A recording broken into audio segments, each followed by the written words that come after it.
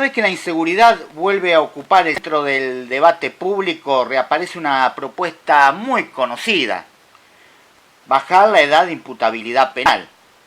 Esto ya lo envió al Congreso para tratar en periodo extraordinario, ahora en febrero, el presidente Javier Milei.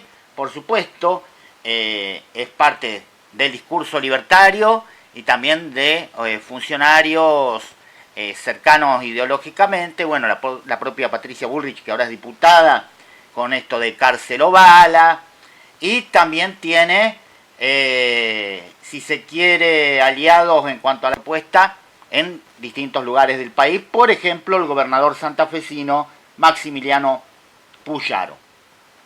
Es innegable, y lo vemos muchas veces, que hay participación de adolescentes hasta casi saliendo de la niñez en el delito. Por supuesto, esto también tiene que ver por muchas razones. En algunos casos son reclutados, cuando se trata de organizaciones narco, por ejemplo, o en otro caso los delitos comunes. Pero lo que uno cuestiona, que no significa negar, es cierta amplificación. Las cifras indican que la participación es mínima, hasta lo podemos ver en los partes policiales. Por lo menos hablo de los que uno recibe a nivel regional o lo que se entera. Pero lo que se suele hacer en este caso es amplificar, como si la mayoría de los delitos tuviesen esta participación. Esta propuesta de baja de edad en la imputabilidad se presenta como una respuesta firme al delito juvenil, como una señal de autoridad del Estado y como una demanda social incuestionable. Pero detrás de esta aparente solución simple se esconde un problema mucho más complejo. Por supuesto, hay que ser realista, más allá de la postura que uno tenga. Si uno hace una encuesta, el 90% va a estar a favor. Vamos a decir las cosas como son. Por el otro lado, también, por eso uno piensa que detrás de esto se esconde una suerte de demagogia punitiva. Es decir, esto, como vamos a tener aplauso de la mayoría, vamos a implementarlo. ¿Quiero decir con esto que no hay que hacer nada con los menores que delinquen? No. Pero también hay que ver de qué forma se puede prevenir, ahora cuando vemos alguna de las causas, y también qué respuesta se le da a eso. En Argentina, como te decía, la participación de adolescentes en delitos graves es estadísticamente muy baja en relación al total del delito. La enorme mayoría de los hechos violentos son cometidos por adultos.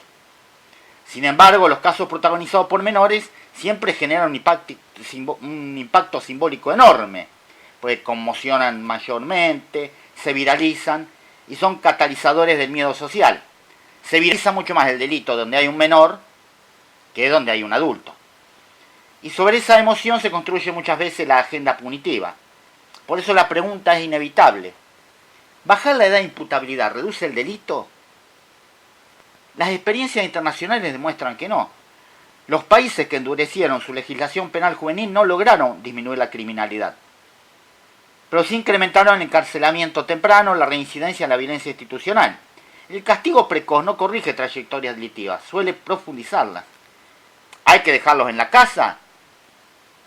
No, pero muchas veces es esa misma casa la que los lleva a cometer ese delito. Acá aparece el núcleo. Este delito juvenil no surge en el vacío. Tiene raíces profundas en la degradación económica y social. Muchos dicen, antes éramos pobres y no robábamos.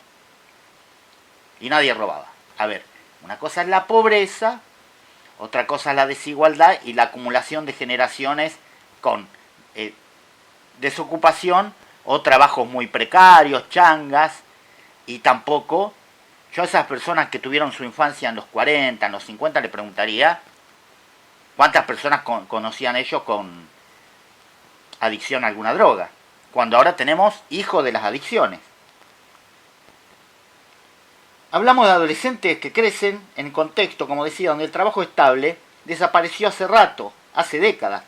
hay segunda o tercera generación de desempleo o precarización, familias atravesadas por el consumo problemático, la violencia cotidiana, el abandono escolar y ausencia de todo más allá de la policía.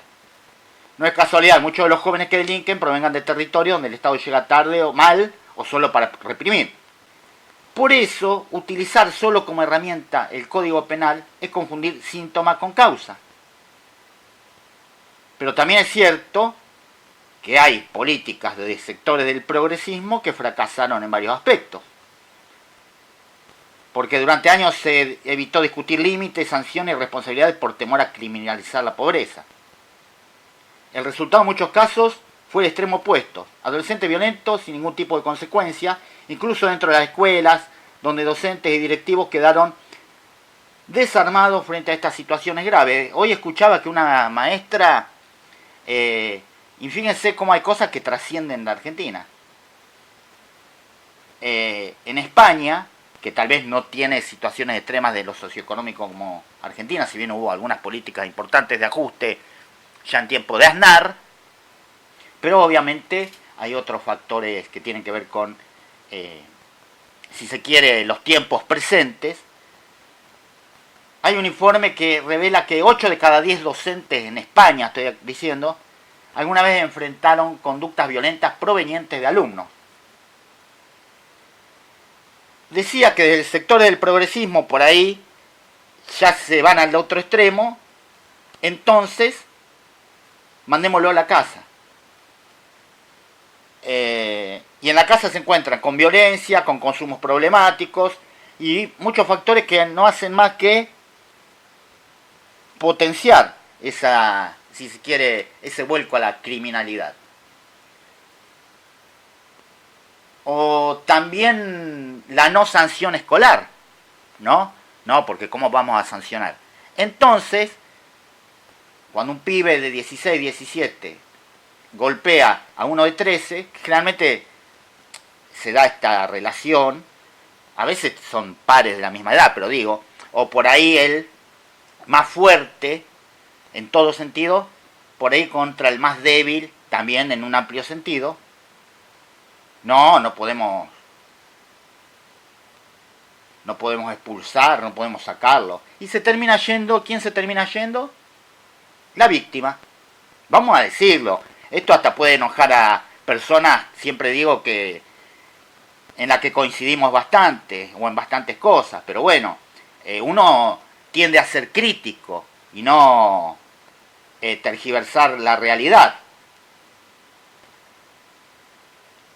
Porque negar el conflicto tampoco protege derechos. La ausencia total de sanción no es inclusión, es abandono. Y ese vacío es llenado por la calle, las bandas, la economía ilegal y también el sistema penal. Alguien con quien vamos a hablar seguramente en los próximos días, el diputado Carlos Del Frade, siempre sostiene que reclutan soldaditos. Los soldaditos son los que cuidan los búnkers de las bandas narcos, adolescentes menores de edad. Claro, les conviene más que laburar, económicamente hablando. Vienen de una familia donde la desocupación es de segunda o tercera generación. A los 14 años le dan un arma, cuidan un búnker. Y si los padres tienen un trabajo precarizado, gana más que el padre, que capaz que se levanta a las 6 de la mañana y labura 12 horas. Cuando estos adolescentes ingresan al circuito judicial, lo hacen por la peor puerta. Los institutos de menores, también hay que hablar de esto, lejos de reinsertar, a veces son escuelas del delito. Hay perfeccionamiento, hay maltratos, hay hacinamiento, falta de equipos interdisciplinarios, estigmatización y vínculos con estructuras criminales más organizadas. El sistema no corrige, perfecciona justamente el delito. Y ni hablar, a ver, esto tampoco se va a implementar o se puede implementar de la noche a la mañana. ¿Qué van a mandar? ¿Pibes de 13, 14 años a cárceles comunes? O sea, sin transformar ese sistema, en el mejor de los casos, es irresponsable. En el peor, demagogia punitiva. Una respuesta rápida para calmar la bronca social, para seguir teniendo apoyo, sabiendo que esto no resuelve el problema de fondo. El debate tiene que ir por otro lado. ¿Qué política aplicamos antes que un pibe llegue al delito? ¿Dónde están los dispositivos de contención temprana, como la escuela fortalecida, el deporte, la cultura, la salud mental, el acompañamiento familiar? ¿Dónde están las sanciones educativas comunitarias, reparadoras, reales, que marquen límites sin destruir futuro? La seguridad no se construye solo con el castigo, pero tampoco con negación. Requiere un Estado presente antes, durante y después, capaz de combinar autoridad con inclusión, límites con oportunidades.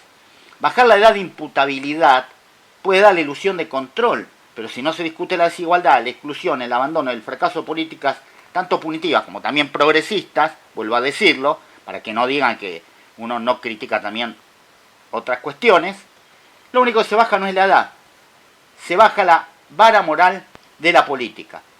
Es un país que responde a los pibes con cárcel, entonces es un país que llega tarde. Y el Estado, cuando llega tarde, le hace pagar todos los costos a la sociedad.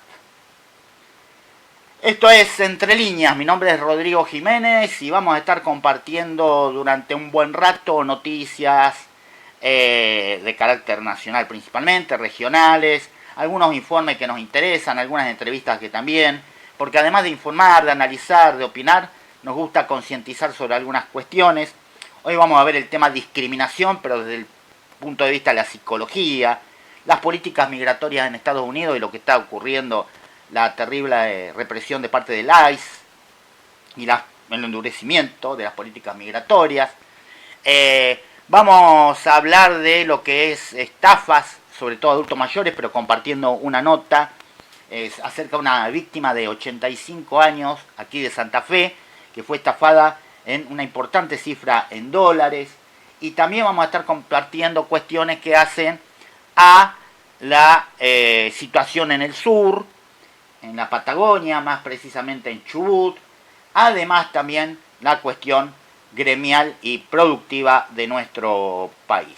Para comunicarse, 3382-490940. Esto es Entre Líneas por Radio GPS desde Rufino.